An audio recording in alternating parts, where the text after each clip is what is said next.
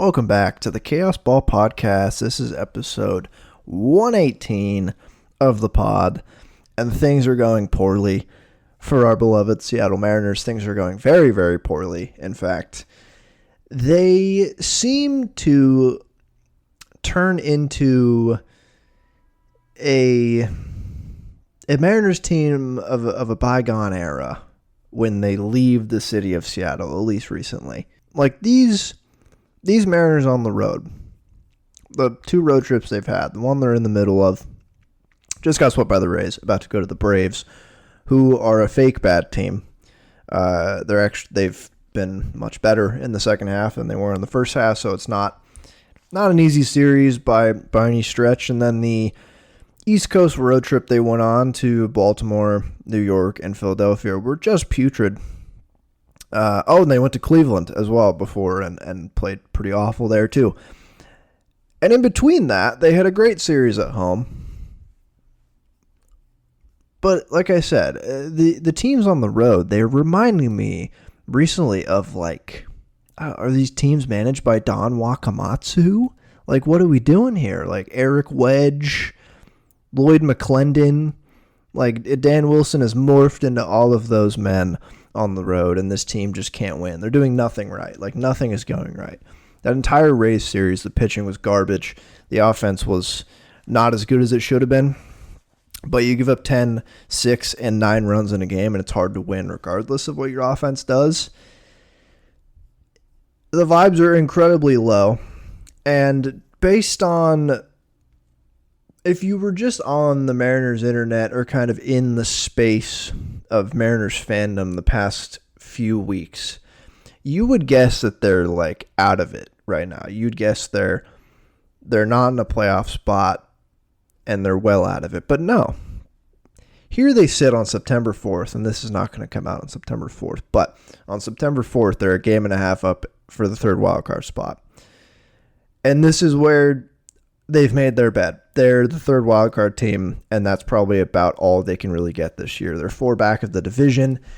Astros continue to chug along slowly. They're not serious, but they're winning more than the Mariners right now. The Rangers have surged back. The Rangers are a game and a half out of the Mariners for the third wildcard spot. The Royals are 2.5 back, and the Rays, because they just swept the Mariners, are 2.5 back now of the third wildcard spot. And then the Mariners are 4.5 back of the Yankees and the Red Sox for the top 2 wildcard spots. So they're kind of in Mariners purgatory, or as Mariners Muse coined on Twitter recently, depurgatory, because this is kind of just where they've been. This is where they've been in this competitive window every September, is right here.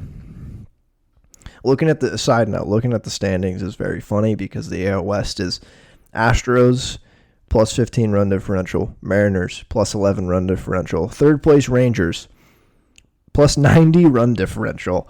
It's been that kind of season for the Rangers, but they're surging back with a skeleton crew of an offense. Their pitching is still good, but their offense looks crazy, which is why baseball is just so stupid that offense has managed to go 7-3 in their last 10. And now we're here. Now we're here in a situation that is far too stressful, as always.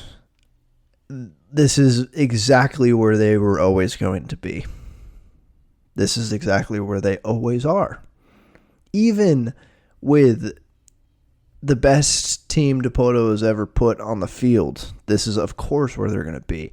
I said in my last pod, which, by the way, they're 6-13 since then, truly putrid baseball, that they're the best team in the AL West. I still think on paper that is true, just by nature of the depth of the offense and the names in the pitching staff. Now, how they've been pitching is a different story, but I still think that. But I left this sentiment in that podcast as well, that I still hold. It's baseball. The best team doesn't always win. And the Mariners, even though I do think the team right now, maybe with Jordan back with the Astros, maybe it's even here. And the Astros just are a winning organization, so you got to factor that one in. But it's can they be can they play on the field like the best team? And they just simply haven't. And they're handing the division yet again over to the Astros, who don't deserve to be a division winner this year, but nor do the Rangers or the Mariners, for sure. Nobody deserves to be a division winner for the AL West. And the Astros are going to just fall backwards into it because that is what is written in the script, as always. Like, the Astros are going to win 87 games and win the division by 4, maybe. That is in the cards with how utterly unserious the Mariners and Rangers are. And this is the worst Astros team we've seen in a decade. Like, this is not a very good Astros team. Their bullpen is phenomenal. They just got Yordan back, but he hasn't done much this year. Their offense is fine. Their pitching staff, their starting pitching is good. They got a good playoff setup. Their top guys are great, and their bullpen is really good. So they're built again to win in October. But on the whole, that Astros team is just not great. It really is one of the worst ones we've seen in so long. And yet they're still going to end up winning this division probably, because the Rangers have just been embarrassing all year. And the Mariners, as always, had to fill all of the offseason gaps in July, because that's just how Dipoto likes to build his teams.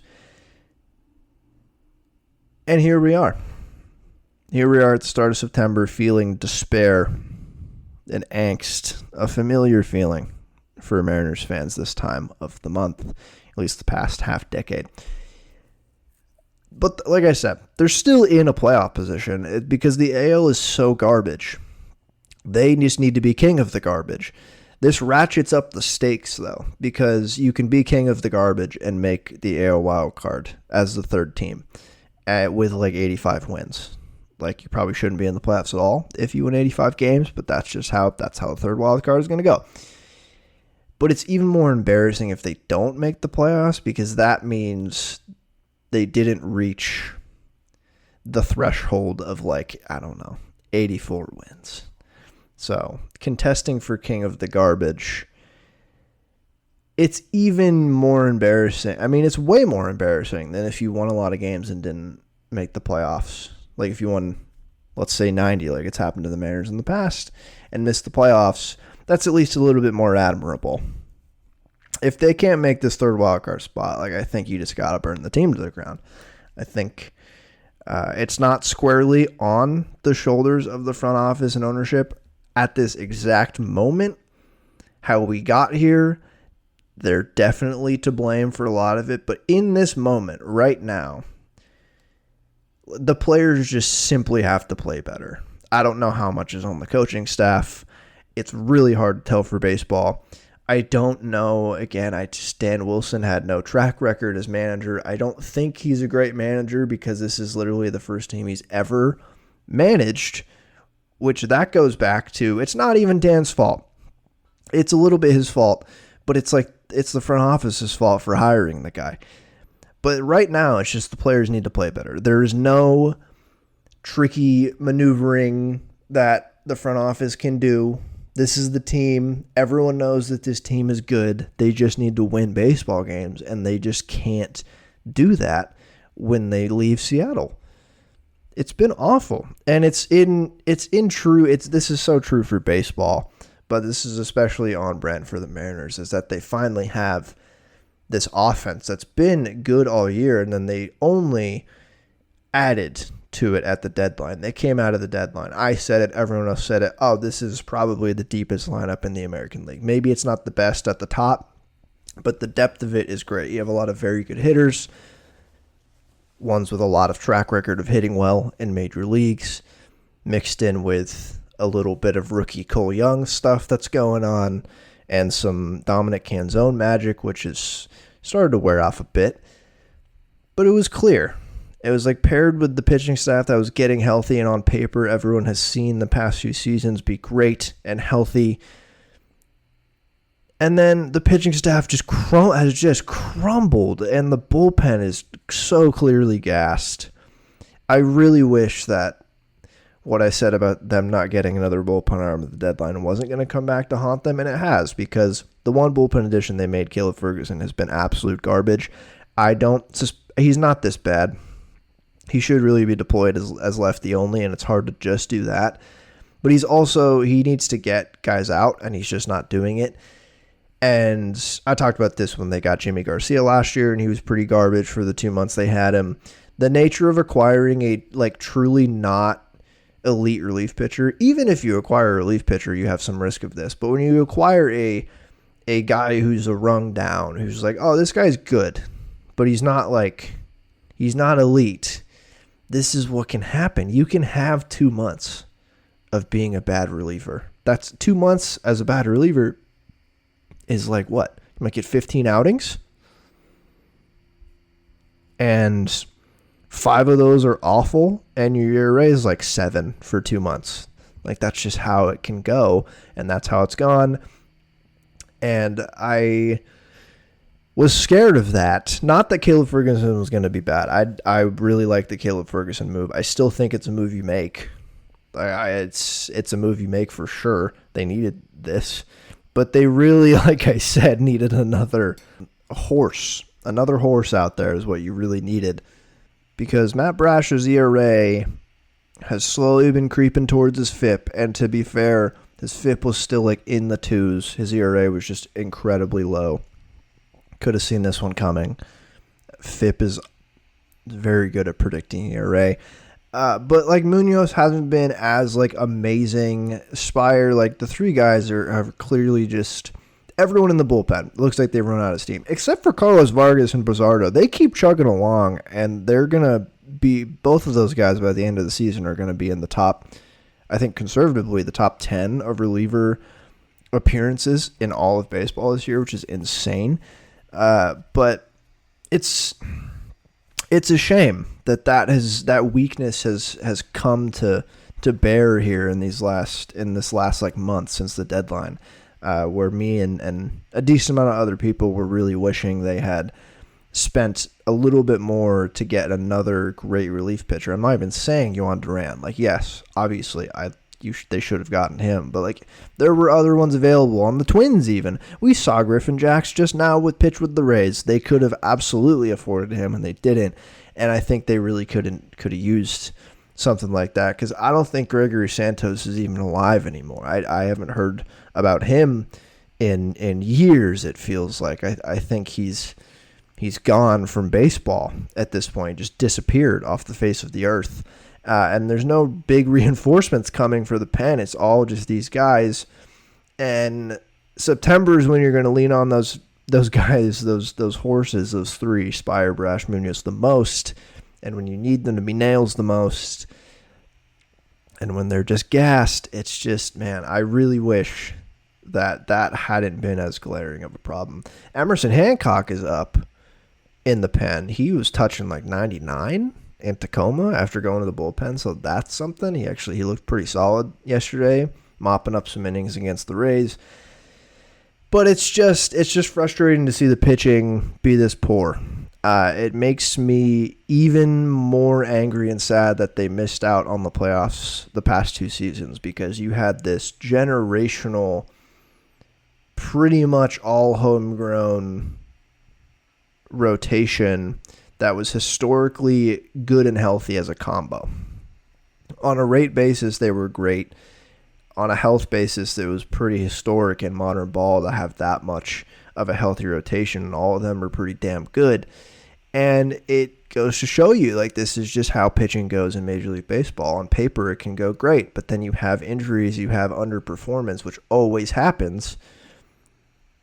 And you end up with this season where you finally have the offense in a place where you want it, and the pitching staff is just not quite there. And it hurts. It hurts a lot to think about how healthy and effective these guys were the past 2 seasons, and where the offense wasn't. And it's just kind of flipped this season, health-wise and on the mound-wise. Brian Woo's been unbelievable and consistent all year. Luis Castillo recently has been pretty garbage. He's continuing to He's continuing to age fairly gracefully, because I think people need a reminder how consistent and effective he was at the start of this season when the rotation was really had big question marks with the health of the other three guys. Him and Wu really held down the fort. And then since Kirby has been back, he's been fine, not great. That outing against the Rays was really reminded me of his outing against the Guardians last year. It just snowballs. He visibly is upset. It lets the game get away from him, and then that game's just not competitive anymore. Logan Gilbert, since he's been back, he's still, I think he's not qualified, but he leads, I think, all starters in K percentage, but he hasn't been able to work that deep into games. And then Bryce Miller's back, technically. Bryce Miller is back. But is he?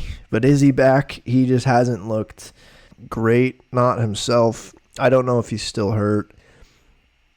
It is up to him, really. Like, should he have gotten surgery earlier to fix, like, bone spurs or whatever the hell is going on in his elbow? Maybe. It's ultimately up to him. But he doesn't look great. He's serving up meatballs on a silver platter every outing he's been at.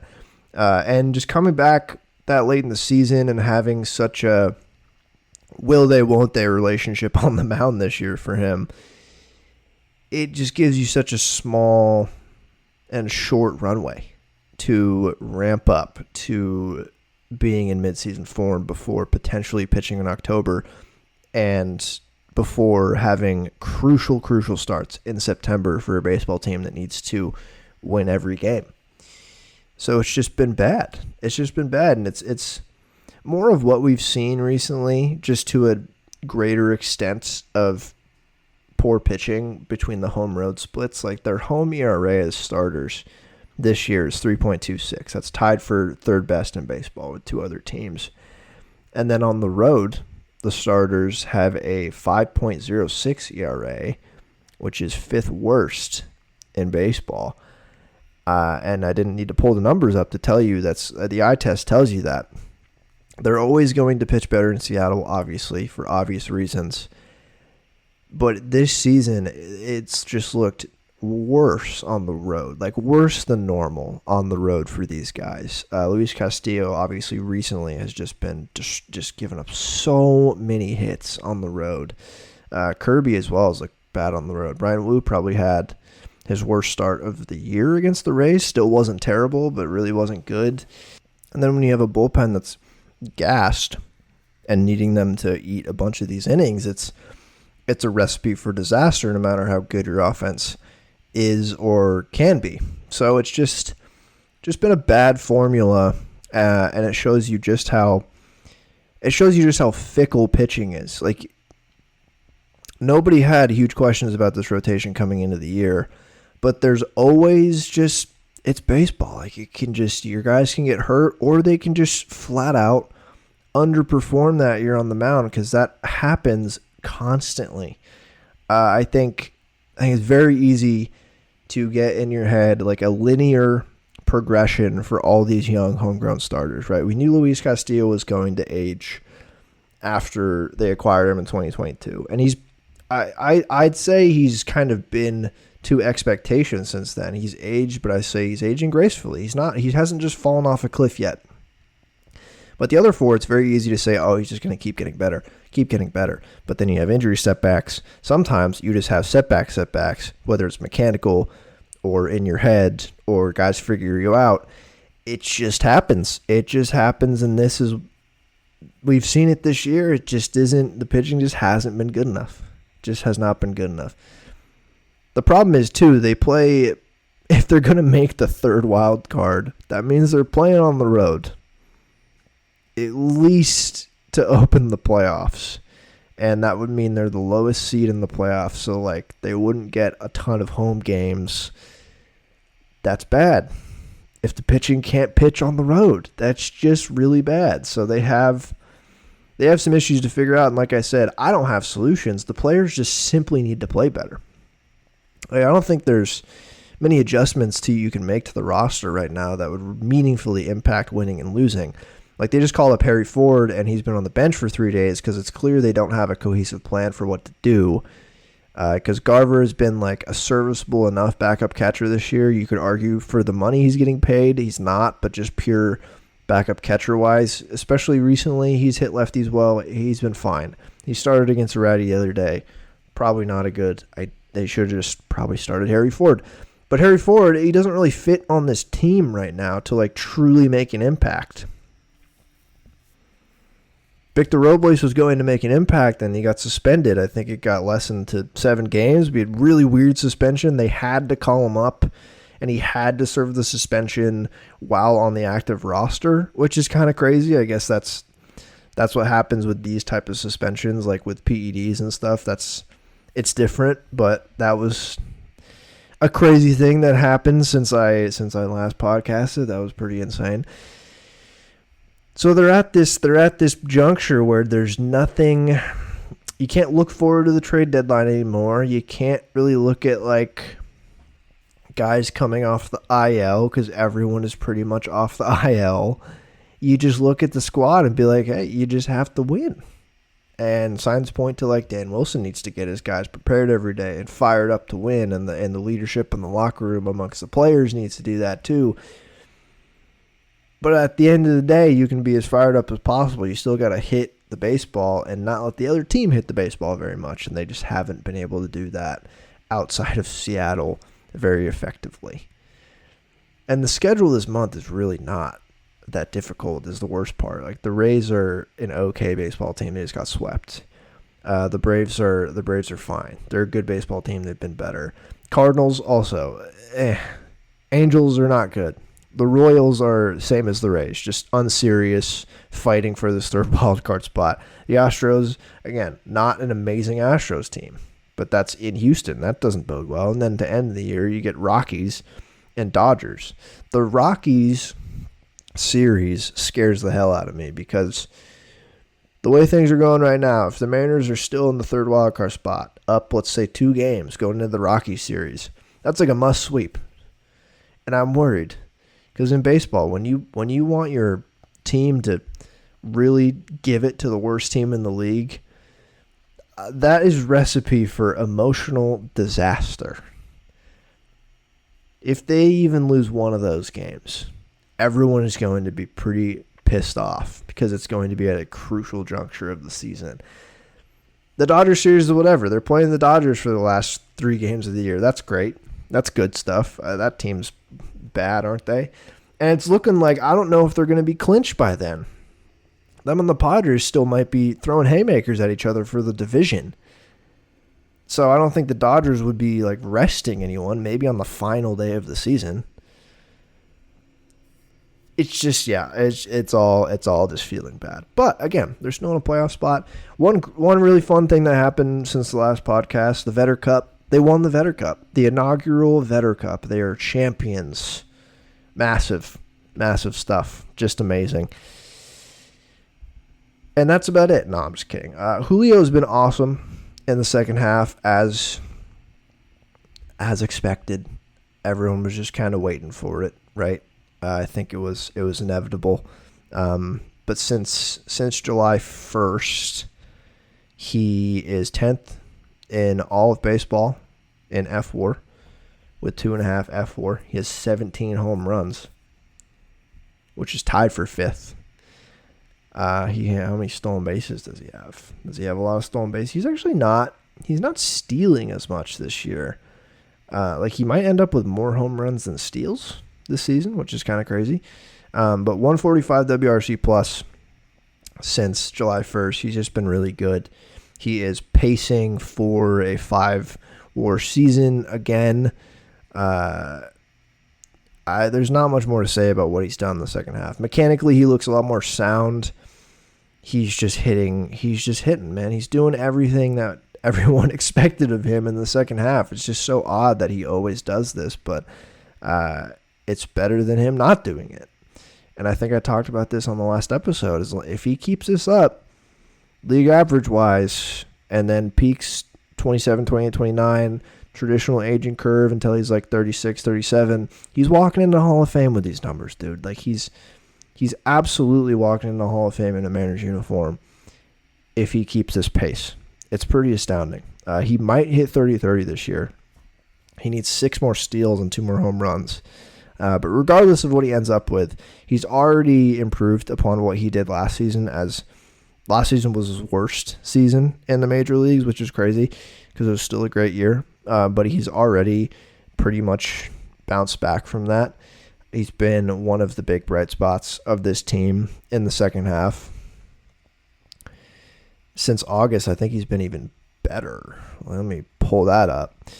But he's just a special baseball player. I'm glad he is silenced. He gets so much hate from this fan base because there's a lot of expectations on him, but that's fair. He's an incredibly talented baseball player. Yeah, 162 WRC plus, leads the team since August 1st. Him and Jorge Polanco have been raking for this team, both of them recently. It's been great. Cal has not fallen off a cliff. He's just I feel like he's just tired from hitting this many home runs. He has 51 home runs this year. He still could get to 60.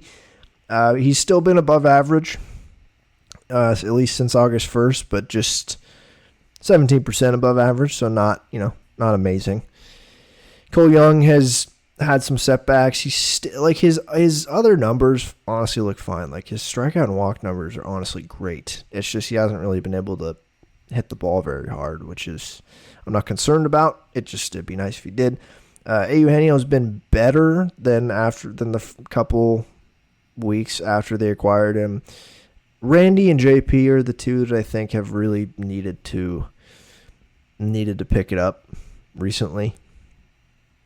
At least since August 1st. JP especially. JP has been, past couple of weeks, JP has just been brutal. A brutal watch at the plate. Absolutely brutal. Him and Luke Raley as well. Luke Raley just hasn't looked good up there at all. But largely the offense is fine. Again, it's been the pitching recently that has just really let them down. And where do they go from here? Like there's nowhere to go. This is the sprint of the season. You marathon the whole year for September, and then this is the sprint. This is the agonizing sprint, and we've seen it all before. They'll squander this little lead that they had at a playoff spot.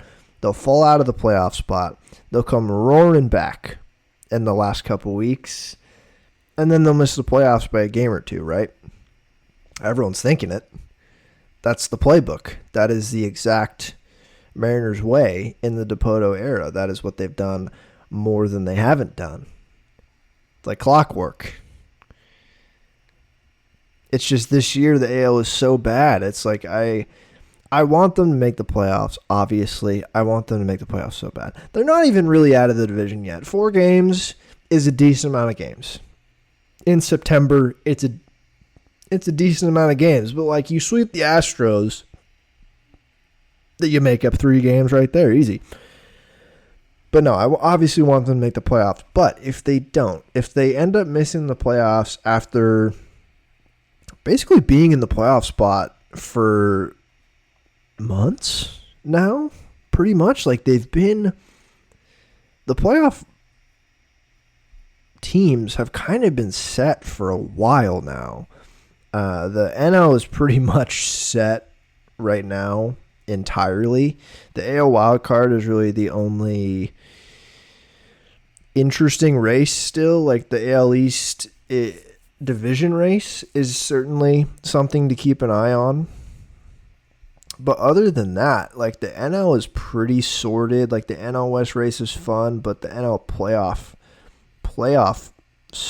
like situation's pretty set. Like the wild card, there's not a huge race. It's kind of the AL wild card for determining playoff teams. But the Mariners have been there. They have been there for so long. If they miss the playoffs, I really hope they don't miss the playoffs. But if they do, does Dan Wilson get fired? Does Dan Wilson leave? I would find it hard to believe they fire him. That would be a weird thing to do. There's been some chatter past couple days that like maybe he really hates this, being a manager. It's just awesome that we've gotten to see him be a rookie manager and the team is like really needing to make the playoffs this year. It's great. It was a great decision hiring somebody like this. But there's been chatter that he just leaves. Like, he did mutual departure. He's just like, I don't know if this is for me. The more important question is, if they end up missing the playoffs, is it the end of Jerry Dipoto and potentially Justin Hollander's reign of the Seattle Mariners? They have been with this team for a decade now. They have one playoff appearance to show for it. They have done a lot of good things, like I've talked about a lot. I think a lot of people skip over the obvious great things that they've done. And they have largely done what they've set out to do, which is part of the problem. Like, they've set out to create a stable competitor and consistent competitor. And the Mariners are technically a competitor and have been. They just haven't been a very formidable one. But they've been in there. These teams have been good. But this season of all seasons, is this finally the straw that breaks the camel's back? Is this finally what would make the ownership group say no? Because what is in it for the ownership group? Because I think part of Jerry's goals are obviously to appease the owners, and what the owners want is a competitive enough baseball team that will bring in a lot of revenue, like it definitely does, grow the Mariners brand, which is the most important thing, because I don't even doubt that the ownership group doesn't make, like cash flow wise, I doubt they make a ton of just, carrying around money from owning this baseball team. The point is to own it and grow the brand value so you can sell it for a massive chunk of money down the line. And that's definitely what he's done. I mean, the Mariners have been competitive. They made the playoffs once. They have some superstars, homegrown superstars too, that are incredibly marketable for the broader MLB fan base too. It's not just marketable in Seattle. Like, Julio and Cal are two stars of the league that pretty much every baseball fan knows of.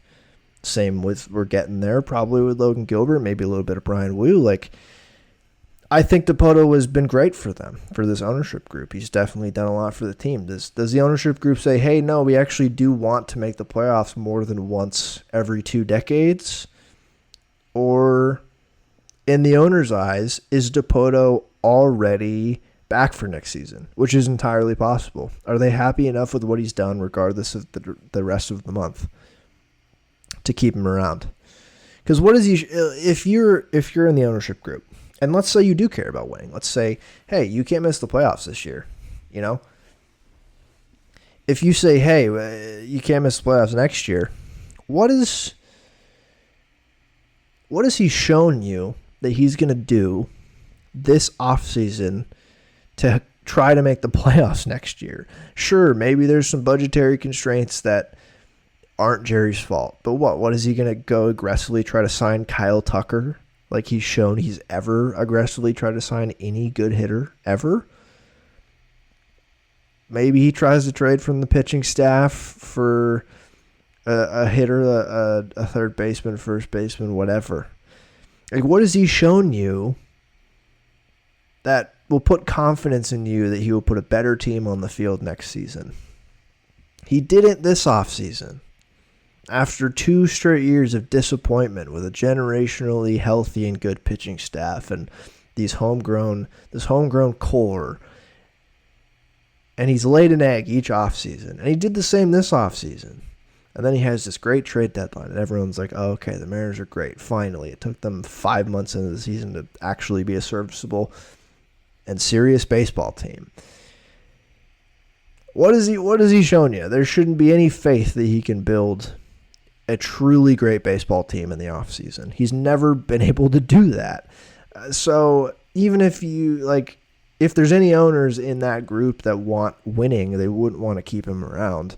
But I think it's entirely possible that he already is the Mariners' president of baseball operations for 2026. Him and Hollander. I think it's entirely possible their jobs are safe right now. Even if they miss the playoffs, it could totally just be because of the players. Which some of it absolutely will be if they miss the playoffs. Some of it will... I'll harken back to what I talked about last week, where waiting until the trade deadline to put your best team on the field and fill the holes that you knew were there all winter is not really a very good team building strategy. But I don't know. I think the owners are probably really happy with Jerry Dipoto. I think they're very happy with him. And I can't imagine the owners are super interested in winning World Series. I think the playoffs is something because the playoffs does give you a decent revenue and brand value bump if you're in the playoffs somewhat consistently. So I think that's definitely something they would want to care about. But I have this feeling in the back of my mind that even if they miss the playoffs, I don't know if Jerry gets fired. He probably should.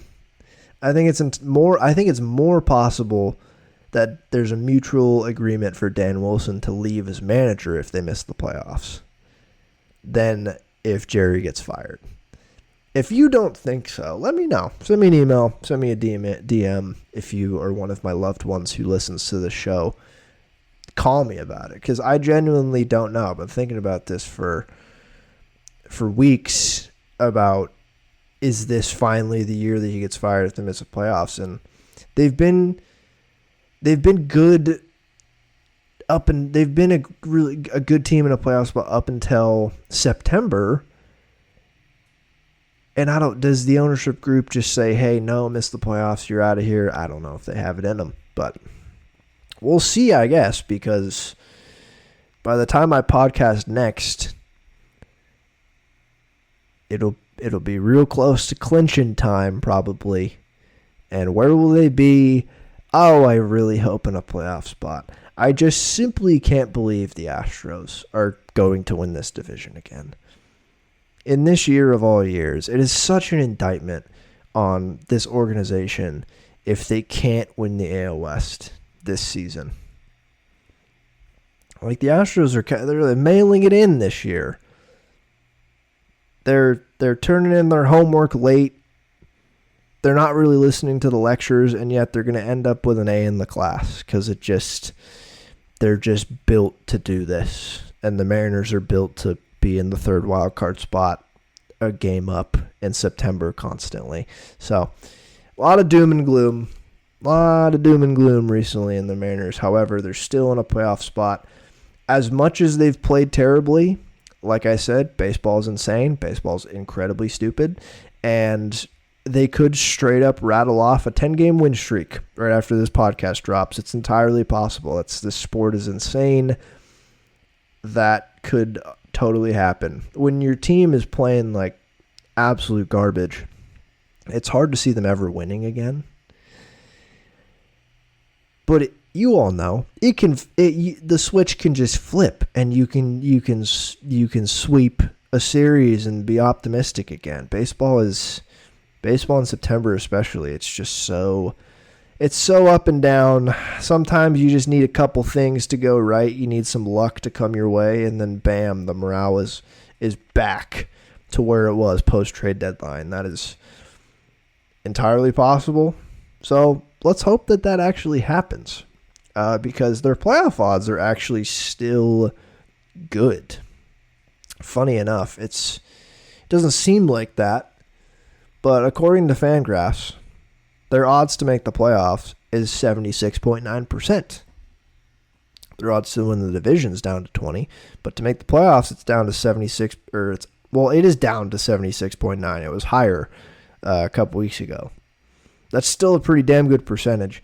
It's tough to look at that after your team's playing garbage and be like, no, it feels like there's a 0% chance that the Mariners make the playoffs.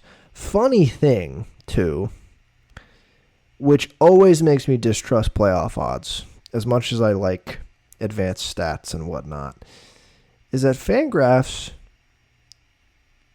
has the Mariners with better odds to win the World Series than the Houston Astros.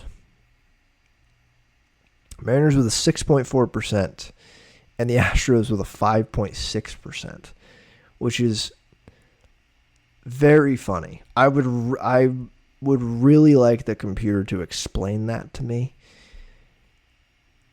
because I understand it's going off this team and this team alone, but does it not factor in the last 8 years of Astros postseason baseball and the fact that they have really been in the ALCS every single year? I just don't know if it does, but we'll see. So the playoff odds are still liking the Mariners at least a little bit for now.